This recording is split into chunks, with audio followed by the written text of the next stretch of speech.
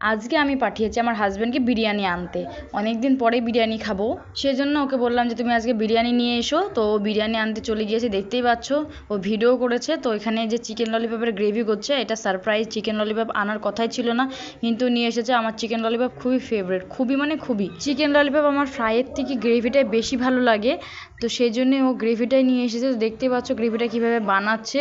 তো আমি একদিন বাড়িতে ট্রাই করব এই চিকেন ললিপপটা বানানো। চিকেন ললিপপ করার আগে বিরিয়ানিটা ট্রাই করব বাড়িতে। প্রায় 2 বছর আগে আমি আমার বাবার বাড়িতে বানিয়েছিলাম বিরিয়ানি, তো আবার ট্রাই করব নতুন করে। এটা হচ্ছে নতুন রেস্টুরেন্ট, এখানে এখনো পর্যন্ত আমি যাইনি, আমি শঙ্কুদার রেস্টুরেন্টেই যাই। আমার হাজবেন্ডও প্রথম এখানেই গিয়েছে বিরিয়ানি আর চিকেন ললিপপ আনতে। তো দেখতেই পাচ্ছ চিকেন ললিপপ রেডি, তো প্যাকিং হচ্ছে। আর এই রেস্টুরেন্টটা কোথায় তোমরা এনার মুখ থেকে শুনে নাও।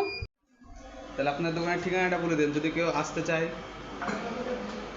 আমার দোকান নরসিংহপুর এশিয়ান পেইন্ট রঙের দোতলায়। দেখতেই পাচ্ছ রেস্টুরেন্টের ভেতরের ভিউটা। তো পরের ভিডিওতে দেখতে পাবে খাবারগুলো কেমন হয়েছে।